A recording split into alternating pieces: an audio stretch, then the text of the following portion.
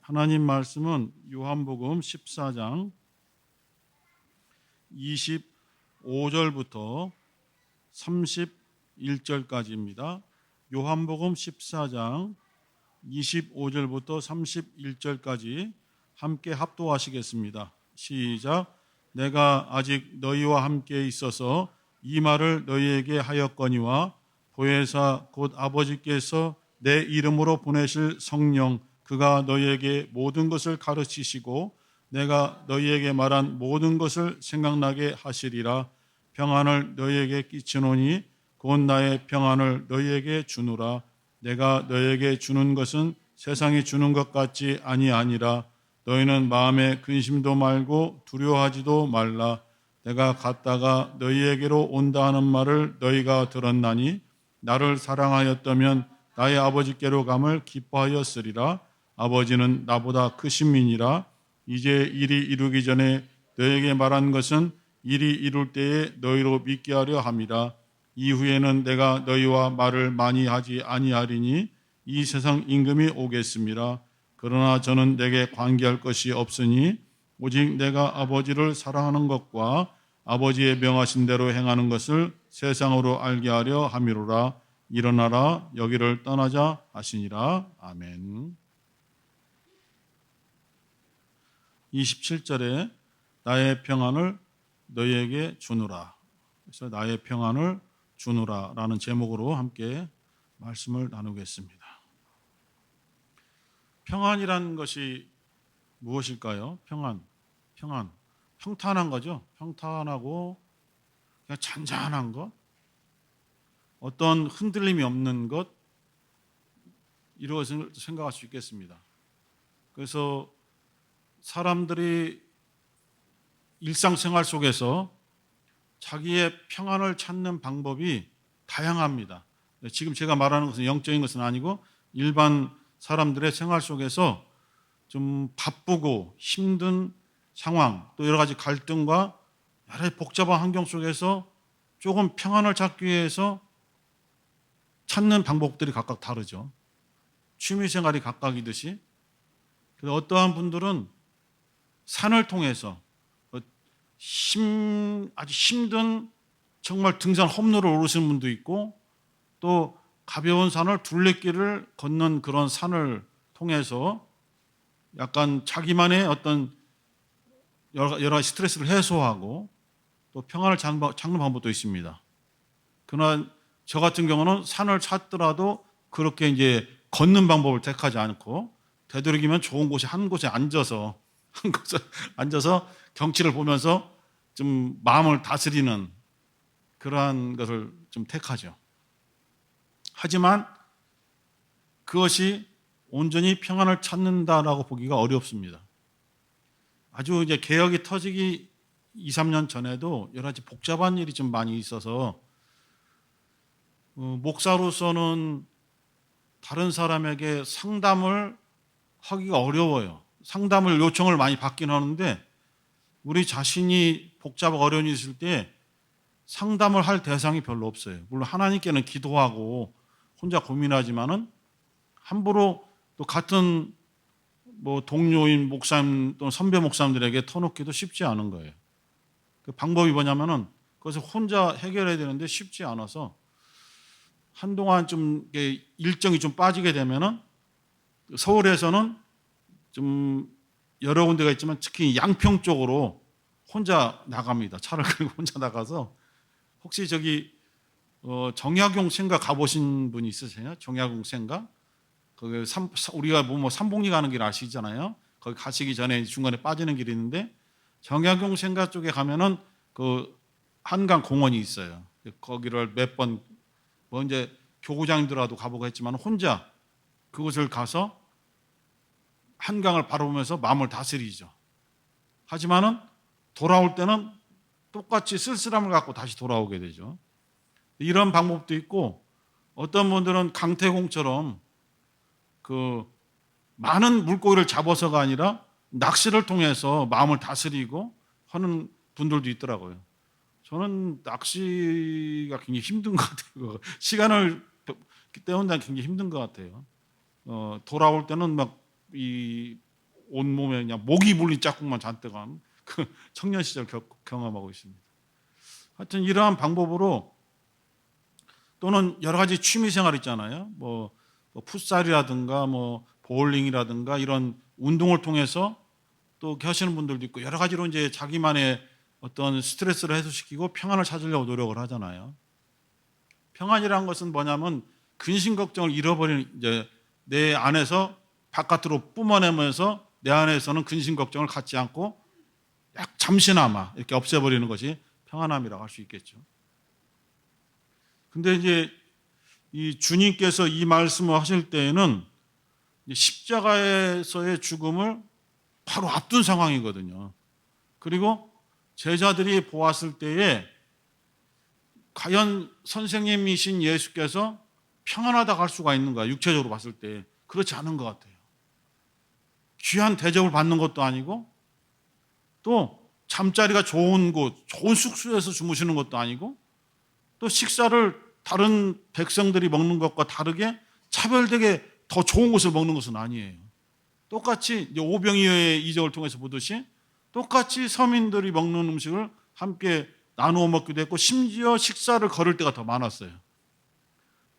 당사자들은 안수받고 또는 기도를 받고 가서 쉬면 되지만은 주님은 계속해서 이제 안수하고 병 고치고 안수하고 주인 축사하고 하다 보니까 제자들과 함께 식사를 거를 때가 많이 있어서 너무 힘드니까 어떤 때는 갈릴리 호수 건너편으로 배를 타고 건너가서 쉬려고 딱 건너갔는데 그곳에 또 기다리고 있잖아요. 가다라 지방에 그 거라사 지방에 군대 귀신 들린 자가 또 거기 딱 기다리고 있고 소문이 나면서 또 몰려들고 사실 공생애 동안에 육체적인 쉼을 가지신 적은 없는 것 같아요. 처음에는 예수께서 상당히 권세 있는 말씀을 증거하고 병을 고치고 이적을 행하니까 사람들이 우러러보기도 했단 말이에요. 그런데 점점 더 예수를 미워하고 예수를 시기 질투하고 핍박하고 심지어 죽이려는 무리들이 나타났잖아요. 제사장들, 바리새인, 서기관들, 사두개인들, 또 헤롯 당원들 여러 사람들이 예수님의 그 여러 가지 역사가 자기들의 기득권을 무너뜨린다라고 보았기 때문에 계속해서 이제 예수를 핍박하고 있기 때문에 제자들이 봤을 때에 평안하지 않은 것 같아요. 또 매일 새벽에도 기도하시고 틈만 나면 기도하셔서 그 모습을 보면은 울부짖는 기도를 하시잖아요. 겟세마네 동산에서 울부짖는 기도를 하시는데 평안하다면 저런 기도를 할 수 없잖아요. 우리도 크게 더 기도할 때는 마음이 답답하고 좀 절박한 문제가 있고 어려울 때에 큰 소리를 내서 기도하게 되잖아요. 그래서 눈물을 흘려서 막 기도하는 사람 보고 평안하시네 할 사람 누가 있겠어요? 뭔가 좀 근심이 있겠다. 뭔가 좀 어려운 일이 있는가 보다. 이렇게 좀 생각을 하고 좀 위로해 줘야겠다는 생각을 갖게 되는 거죠. 그런데 이 당시에 예수님의 상황은 제자들이 보았을 때 또 다른 사람들이 보았을 때 그들의 눈으로는 평안하지 않은 상태예요. 예를 들어서 그 갈릴리 바다에서 제자들과 함께 건너고 계실 때에 풍랑이 일잖아요. 풍랑이 일는데 얼마나 심한지 그 바닷물이 배로 막 들어오니까 배가 이제 막 흔들리면서 물에 잠기게 생겼거든요. 그 상황 속에서 주님은 어떤 모습을 취하셨어요? 주무시고 계신다. 그 주무신다는 건 뭡니까? 지금 풍랑이 일어도 배가 뒤집힐 것 같아도 예수님께 하나의 영향을 미치지 못한다는 거죠. 주님은 그것을 근심으로 지금 보지 않는 거죠. 걱정으로 보지 않고 위험으로 보지 않기 때문에 주무실 수 있는 것이 아닌가 생각하는 거죠. 물론 예수님이 하나님의 아들이시잖아요. 이렇게 하면 이제 더 이상 토론할 것이 없죠. 하지만은 예수는 하나님의 아들의 신분인 것은 분명하지만 그때의 상황은 어떤 인간들보다도 더 뛰어나거나 우월하다고 볼 수 없는 정말 사람들과 똑같이 되신 상태이거든요. 더 피곤하고 그런 상황 속에서 주무신다는 것은 뭐냐면은 이러한 세상의 환경적인 위험들, 이러한 풍랑이 주님께는 하나의 근심거리가 되지 않는다는 것이죠. 또 하나님 아버지와 관계 속에서 이 상태는 평안하다. 나는 그것들에 영향을 받지 않아. 라는 것을 보여준 것이 아닌가 보아요. 그 제자들이 선생님, 우리 다 죽게 생겼어요. 우리 좀 도와주세요. 왜 이렇게 잠을 주무실 수 있나요? 하니까 주님께서 너희들 왜 믿음이 그렇게 없냐? 너희들에게 믿음이 있다면 어떤 믿음일까요? 우리는 살 수 있어. 이 풍랑 속에서 우리는 뒤집혀지지 않을 수 있어. 이런 믿음이 아니거든요. 이런 믿음이 아니죠. 예수는 아버지께로부터 보냄을 받았잖아요. 그리고 아버지의 말씀이 항상 자기에게 들려오거든요. 그래서 그 아버지의 말씀을 듣고 아버지 말씀대로 지금 철저하게 순종해서 움직이는 공생애를 살고 계시거든요.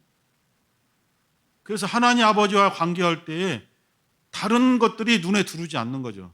다른 환경들이 주님의 마음을 어지럽히거나 주님께 근심을 가져다 주지를 못하는 거죠. 아버지께서 내 안에 계셔서 그의 말씀을 나를 통해서 하시고 그가 하고자 하는 일을 나를 통해서 지금 나타내고 계시다. 이런 말씀을 주셨어요. 그래서 믿음이 적은 자들아, 너희들은 왜 그 말씀과의 관계가 없느냐? 하나님의 말씀이 모든 환경과 관계없이 또는 그 환경을 뛰어넘는 능력이 있는 말씀인 것을 믿지 못하고 있느냐? 그런 믿음이 있다면 이 상황 속에서 두려워할 것이 아니라 그 말씀을 붙잡고 기도해서 이 풍랑이는 이 상황이 멈춰지도록 기도해야 될 것이 아니었느냐. 근심하는 것이 아니라 기도로서 변화되도록 하나님께 아뢰고 그 결과를 가져와야 마땅하지 않느냐. 이런 식으로 말씀하신 것 같아요. 그러면서 보아라 하면서 바람아 멈추어라, 풍랑아 멈춰라, 파도야 잔잔하라 하고 명하시니까 주님께서 가졌던 그 마음의 상태가 바깥에 표현돼서 똑같이 평안해진 것이죠. 그것이 주님이 가진 평안인 것 같아요. 그래서 이 평안을 나는 너에게 주고 싶다라고 말씀하신 거죠. 또 하나, 베드로가 사도행전에서 예수는 그리스도이십니다. 당신들이 빌라도에게 넘겨서 십자가에 못 박아 죽게 만드셨으나 하나님께서 죽은 자 가운데서 제3일에 살리셨고 그분이 우리의 주님이 되셨습니다. 우리는 예수님의 죽음과 부활의 증인들입니다. 라고 강조할 때에 유대인들이 가만두지 않았죠. 그래서 그를 감옥에 가뒀단 말입니다. 그리고 베드로가 갇혔다는 소식을 듣고 한 집에 모여서 예루살렘 교회 교인들은 기도했습니다. 이 상황을 하나님께 그대로 고하고 이 상황이, 이 억압이, 이 감옥이 풀어지도록 기도했거든요. 그 상황 속에서 베드로의 상황은 어떻습니까? 주무시고 계시잖아요.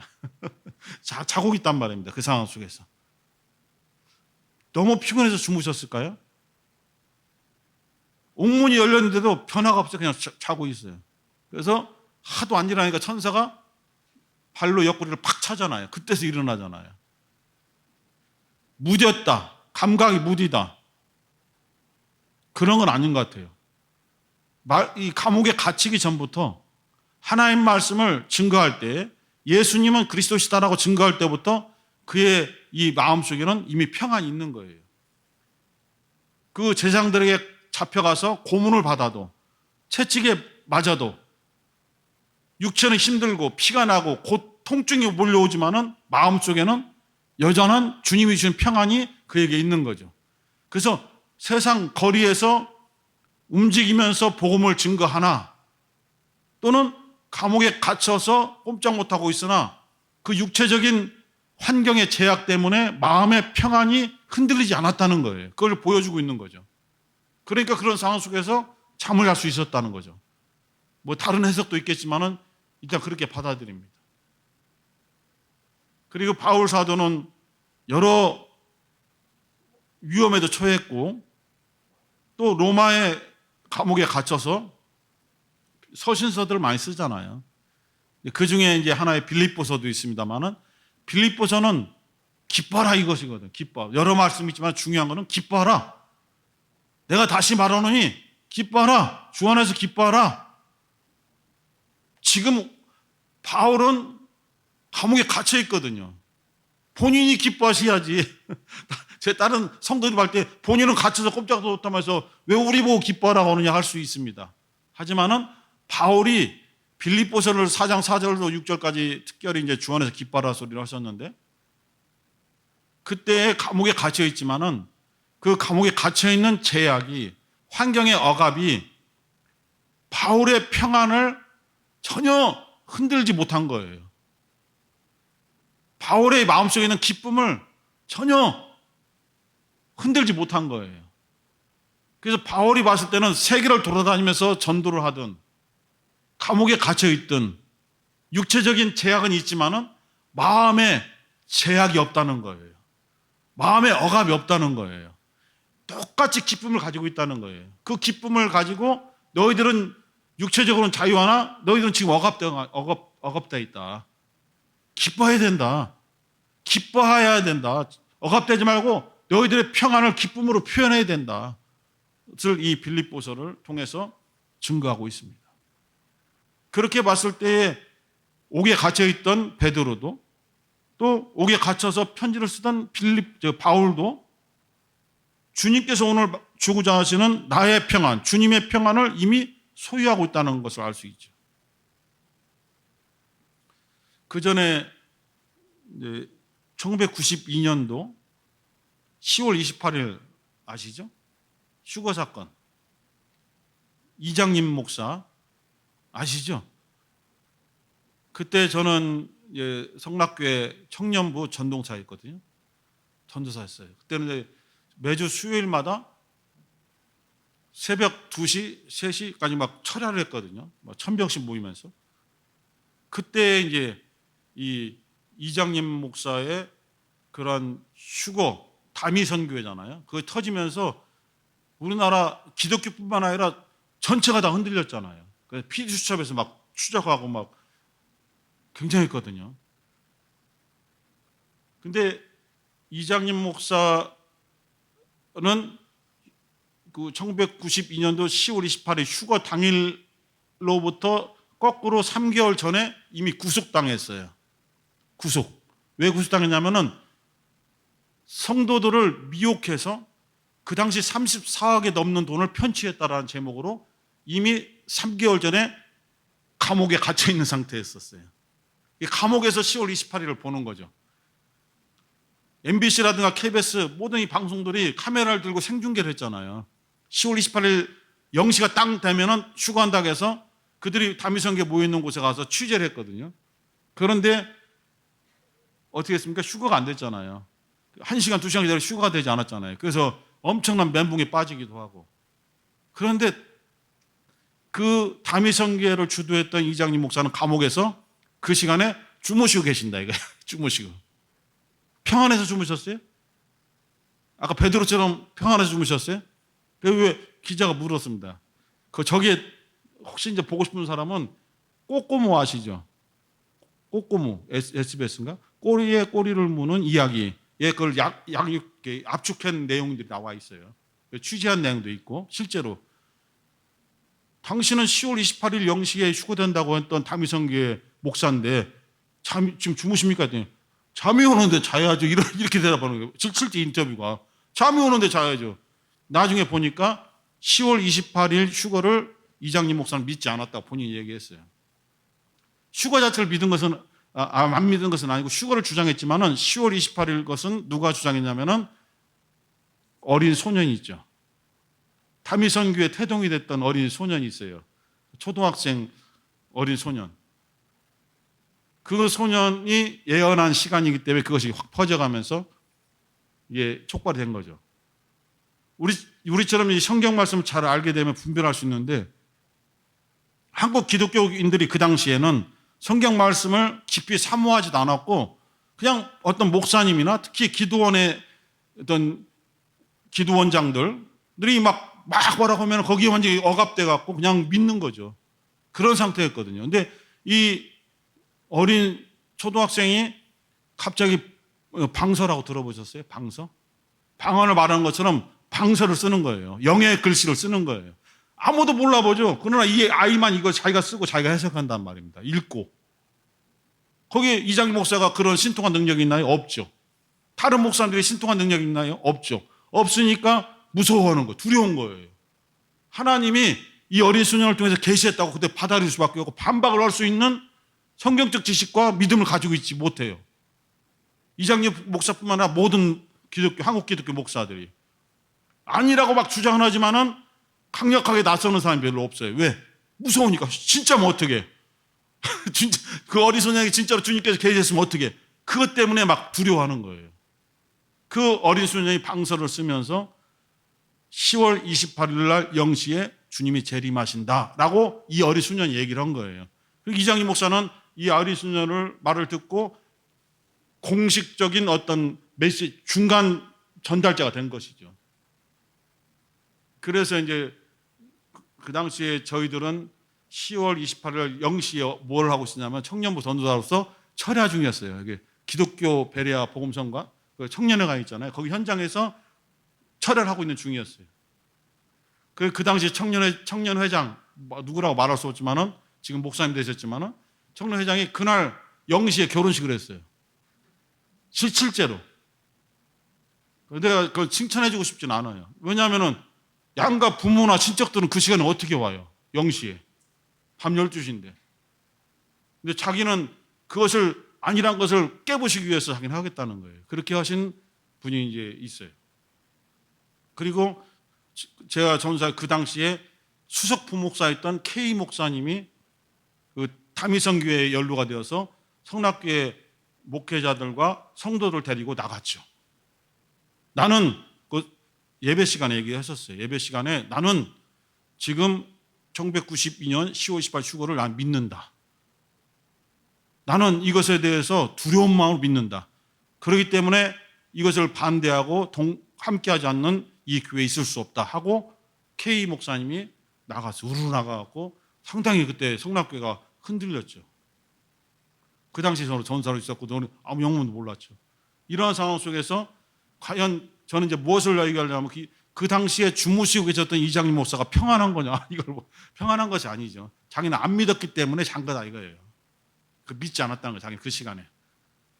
그럼 주님이 주시는 지금 평안은 제가 계속 말씀드렸지만은 세상이 주는 것과 같이 아니하다 이렇게 주께서 말씀하셨잖아요.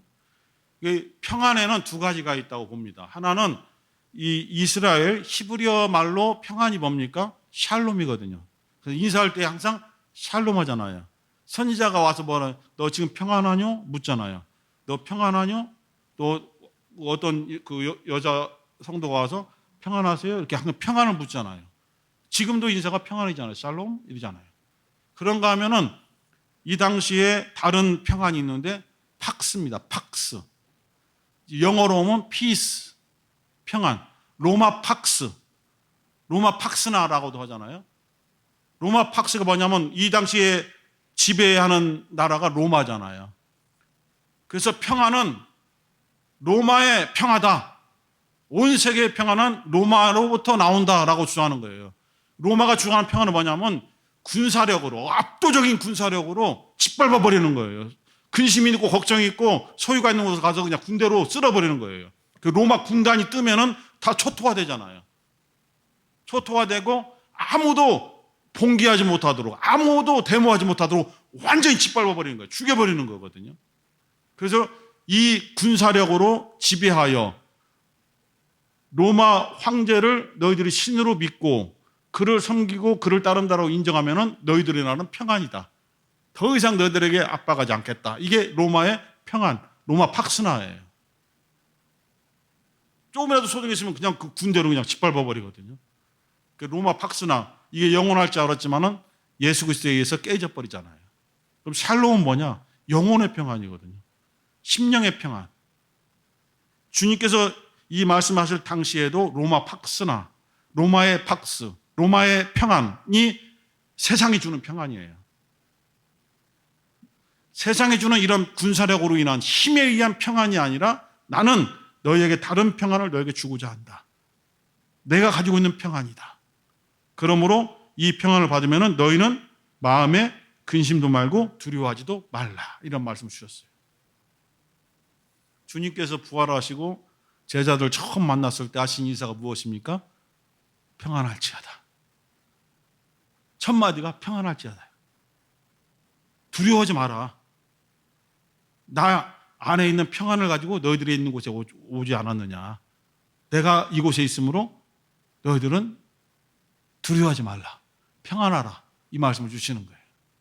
주님께서 공생에 처음 시작할 때에 12제자를 세우셨잖아요. 둘씩 짝지어서 곳곳에 전도 보내면서 어느 집에든지 들어가면 무엇을 빌라? 평안하기를 빌어라. 항상 나의 평안을 너희에게 전달을 하도록 그런 권세를 주겠다. 내가 준 평안을 가지고 그 집으로 가서 나의 평안이 있도록 그 가정의 평안을 빌라 하면서 사실은 이것 때문에 이제 우리가 어느 가정에 가든지 신방을 가든지 또 사업체 가든지 딱 가면은 기도부터 하잖아요. 기도부터 하는 게 뭐냐면 이것 때문에 주님이 어느 곳에 가든지 먼저 그 집의 평안을 빌어라 하셨기 때문에 그 집에 들어가서 기도하는 거죠. 주님 오늘도 이 가정에 보내셨으니 이 가정에 주님이 주시는 평안이 머물기를 원합니다. 이러한 말투는 좀 다르더라도 이러한 근본으로 그 가정을 위해서 기도해 주는 거죠. 그리고 사업장 가도 주님께서 보내셨으니 이 사업장에 주님이 주신 평안이 머물게 하소서 하는 뜻으로 먼저 기도하는 것이거든요. 그래서 우리의 이 심령 속에 평안이 주님이 주시는 평안이 없다면 어떻게 다른 사람에게 평안하세요? 라고 말할 수 있겠어요? 나에게 주님이 주신 기쁨이 없는데 기뻐하셔야 됩니다. 어려운 중에서도 기뻐하셔야 돼요. 어려운 중에서도 평안하셔야 돼요. 라고 말할 수 없죠. 나에게 없는 것을 가지고 평안하세요. 기뻐라면 그야말로 외식자죠. 바리새인들이 그랬단 말입니다. 이 바리새인들 사두개인들이 자기들이 가지고 있지 않으면서도 자꾸 너희들 우리를 본받으라 라고 말했답니다. 그래서 주님께서 항상 너희들 외식하는 자들이다.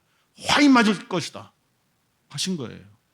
우리 성도들에게 오늘 주님이 주시는 나의 평안을 너에게 주노라 하신 이 평안을 받아들이셔서 지금 내 마음속에 있는 평안은 나의 평안이 아니라 주님이 주신 평안이야. 이 평안이 내게 있으므로 풍랑이 일어도 눈을 떴더니 감옥에 갇혀 있어. 그래도 나는 흔들리지 않아. 왜? 내 안에 주님의 평안이 있기 때문에.